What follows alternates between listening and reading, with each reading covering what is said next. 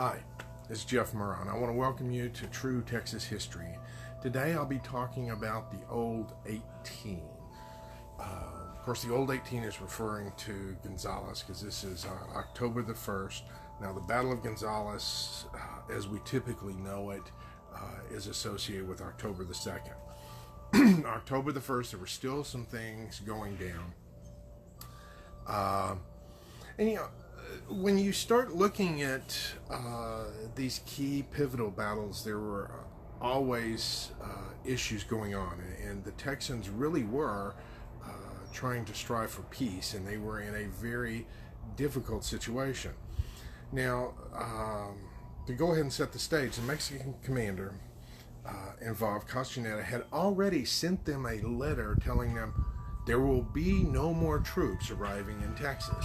And, the colonists knew from dealing with the Mexican government, if they say there'll be no troops, there's troops. Much like, a lot of times governments have a way of telling you one thing and then they do something else. Yesterday I went ahead and told you about the two messengers that came into town, carrying his letter. Now, the locals went ahead and captured them. They disarmed them. And on the first, the Mexican commander was still trying to have a face-to-face with the alcalde, or the mayor of the town. And the communication that day was across the river. People would yell at each other across the river. And Texian, the Mexican commander, he had orders that he was either to bring the cannon back or bring back the, and another part of his order was to bring the alcalde back as a prisoner to San Antonio, along with anybody else who offered up resistance. And, when his men, made any foray into town, there were only 18 men there available to defend the town, and those were referred to as the Old 18. And, as the trouble was brewing, these men went ahead and, word was sent out calling for more volunteers, and people were starting to come in, but initially, those 18 were the ones that took the stand. Now, on October the 1st, they just took a stand, did not, there were no weapons fired, lethal force was not there, but they did present themselves with weapons, barring the entrance of Mexican forces into town. The ones that could get to town, because keep in mind, the bulk of the Mexican force was still stuck on the other side of the river. All the boats and ferries were inaccessible to the Mexicans. Now, I'll get into that in a moment, but let me go ahead, some of this back and forth with the alcalde. The message was finally shouted to him: "In the absence of the alcalde, it has fallen to my lot."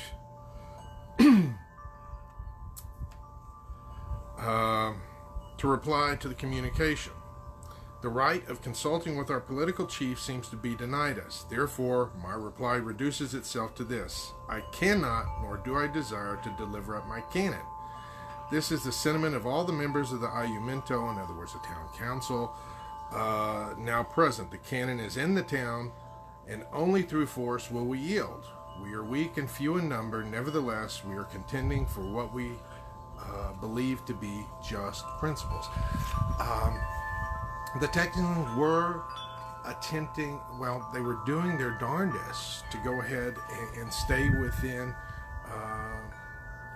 the limitations of the Mexican Constitution. These were not rabble-rousers that were just out to shoot any and every government official or soldier that showed up. That wasn't the case.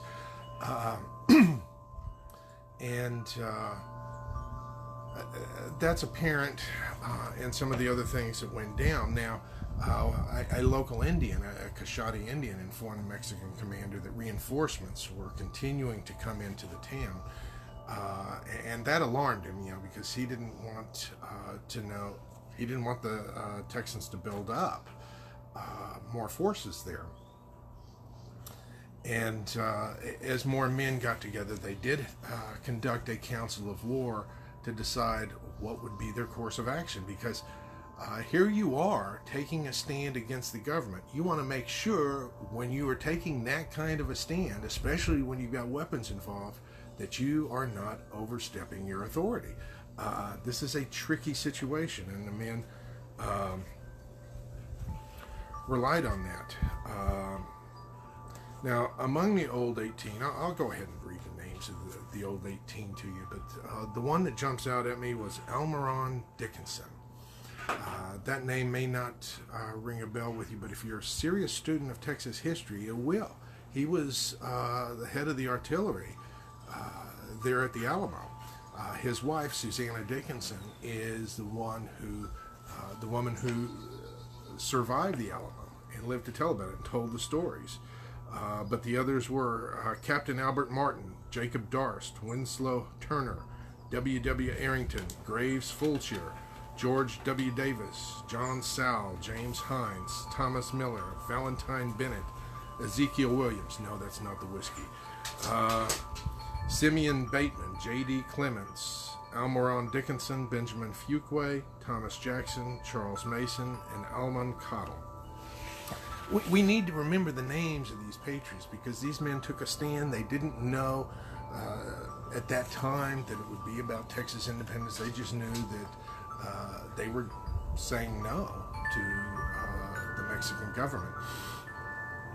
Now, as the reinforcements continued coming in overnight, the Texans realized, hey, the Mexican forces may try to go down to the ford up the river. We need to take action this evening. And so, they went ahead and went out to the field and got themselves in position. Now, most of the people know a lot of what happened during the Battle of Gonzales, and I'll go into some of that later on, but something that I found quite interesting in the give and take with the Mexican commander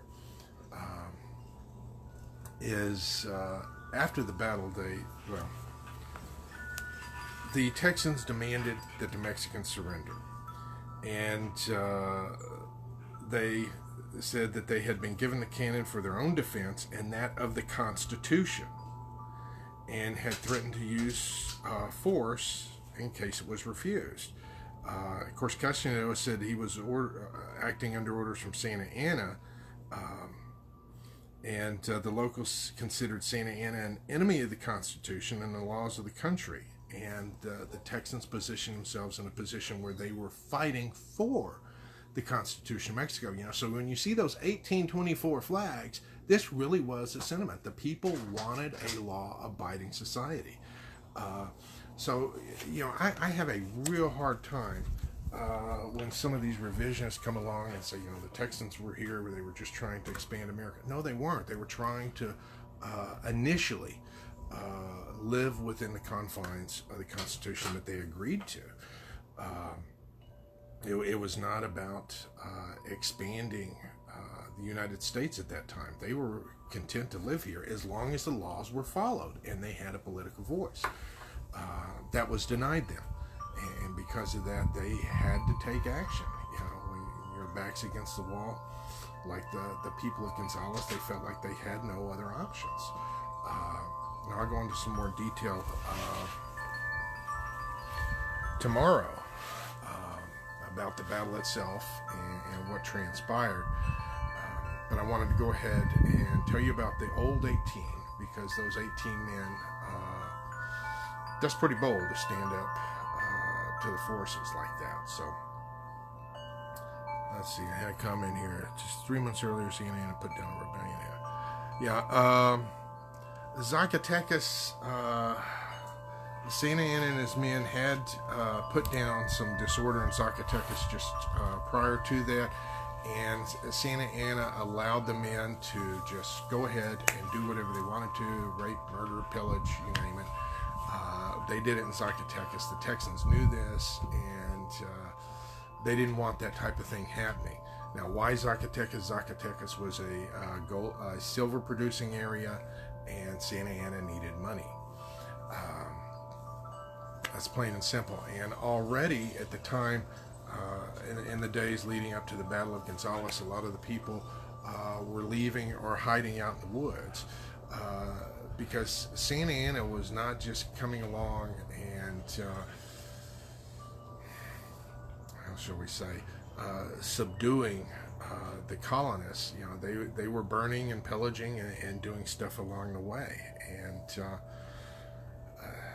the colonists were not overreacting, because keep in mind, of course this hadn't happened yet, but one of the things that's going to happen is Santa Anna moves his army from Mexico to Texas. One of the things that he does is stops by the prisons and the jails, and he takes those men and includes them in his army.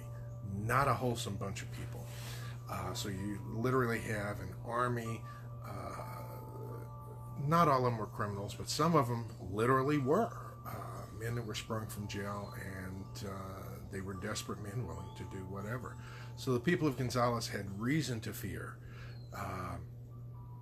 and they found themselves on the front line whether or not they wanted to.